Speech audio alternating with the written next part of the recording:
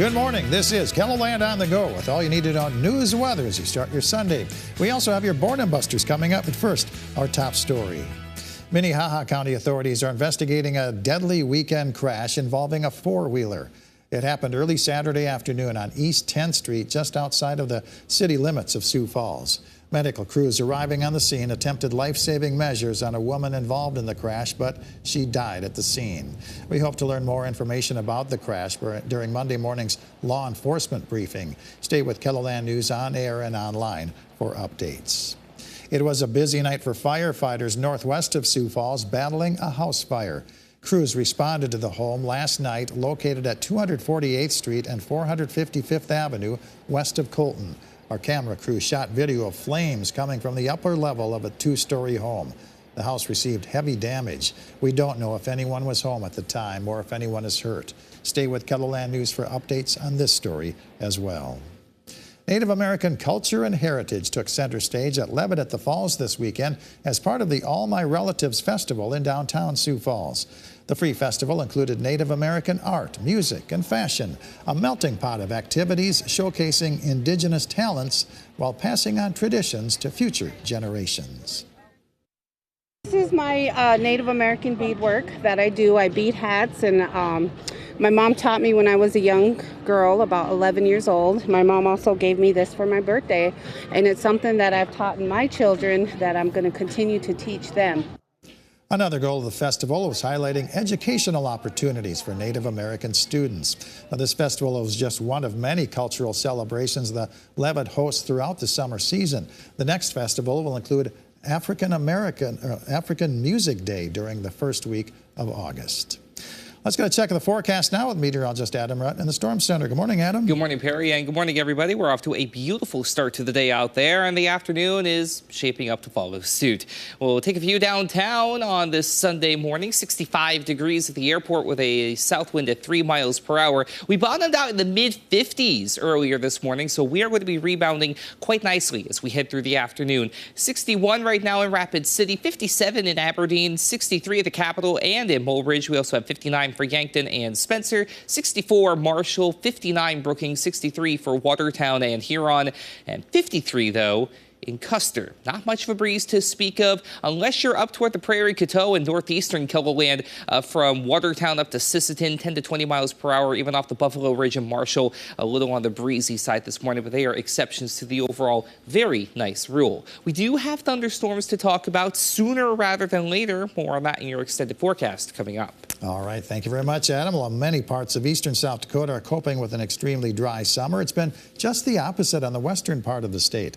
The problem has been too much rain in places like Spearfish, where downpours last month led to flash flooding. Now the community is coming together to help those impacted by the flooding. We'll show you the effort tonight on KELOLAND News at 10. A longtime summer tradition is underway in Brookings this weekend. Thousands of people packed Pioneer Park Saturday for the start of the Brookings Summer Arts Festival. Vendors were showing off all kinds of artwork, from sculptures to paintings to pottery. One of the original founders of the festival says this event has changed a lot from when it first started more than a half-century ago. In the very first year, this was a fairgrounds, and we had a horse show and a dog show and a gem and mineral show and an antique show and an art show downtown in a vacant building the very first year. The Brookings Summer Arts Festival wraps up today from 10 a.m. to 5 p.m. Admission is free. Shuttle buses will run continually from the South Dakota Agricultural Museum to Pioneer Park throughout the festival. There's also public parking on side streets and public lots downtown. The Bear Bodkins Theater Company presents Shakespeare's Romeo and Juliet in the Queen Bee Mill at Falls Park. They'll start handing out free tickets at 6 p.m. The performance is at 7. Bring your own chair or blankets because there are no bleachers for the audience this year. Jetley Park is the featured performer during the Outdoor Summer Concert Series at Good Earth State Park, southeast of Sioux Falls. The music starts at 4 p.m. in the Park Amphitheater. A food truck is available to concert goers. A park entrance license is required. Bring your lawn chair, blanket, and friends to Wild Prairie Winery in Brandon for Sunday in the Vineyard. Enjoy live music by Holly Vandenberg from 2 to 5. Calico Skies Vineyard and Winery in Inwood, Iowa is hosting Sips and Swings from 2 to 5. The featured performer is Jeff Gunderson. The Sioux Falls Municipal Band performs a free concert titled Red, White, and Brass. The music starts at 8 p.m. at Terrace Park. Adam?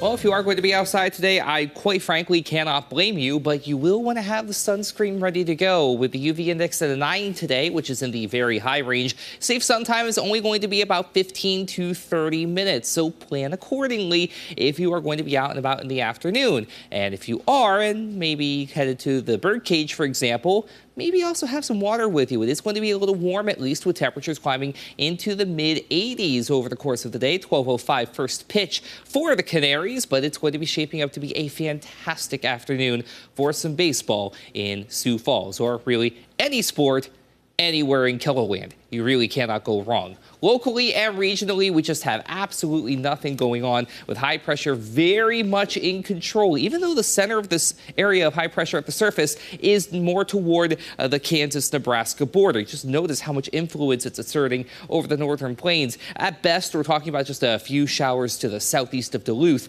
in western Minnesota and western Wisconsin as well.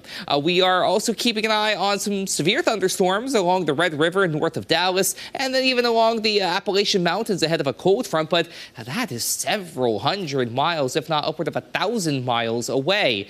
We don't have to go that far away for thunderstorms by Monday, however. We do have the chance for some of those thunderstorms to pop up as we head into the afternoon and evening. Here's Futurecast. You can see 1 and 2 p.m., some of those storms firing up and then moving through along a frontal boundary, which will also sag down to the south. Some of those storms could become strong to severe, so you will want to stay weather aware. Tuesday also holds another opportunity for showers and thunderstorms, but also as we go into Tuesday night and early Wednesday, take a look at southeastern KELOLAND. They could get in on some heavy rain going into the early morning hours of Wednesday, so we will need to keep an eye on that for some flash flooding concerns. Yes, it's good for the drought situation, but too much rain in too little time can be just as bad. From there, it's basically a daily shot for showers and thunderstorms, just depending on where you are. For example, Thursday up to the northeast, Friday if you're West River, but Saturday it's a widespread chance for scattered showers and thunderstorms. Bringing it back, though, to Monday, we do have a marginal risk for severe weather in place, level 1 out of 5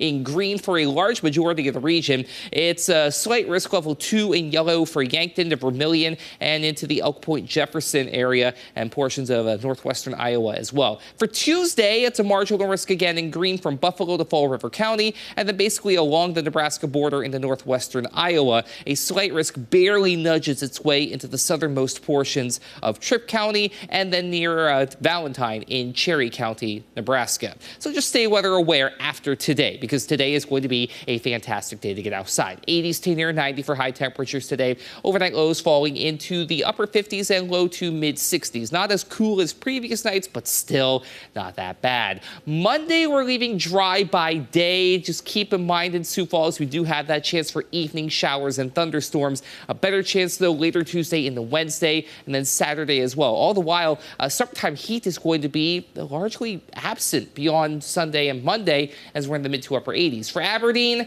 we have plenty of sunshine today, maybe a few thunderstorms on Monday, but we're mainly dry. Tuesday into Wednesday, another chance for showers and thunderstorms, and then the Friday-Saturday window is also going to be open for thunderstorm activity.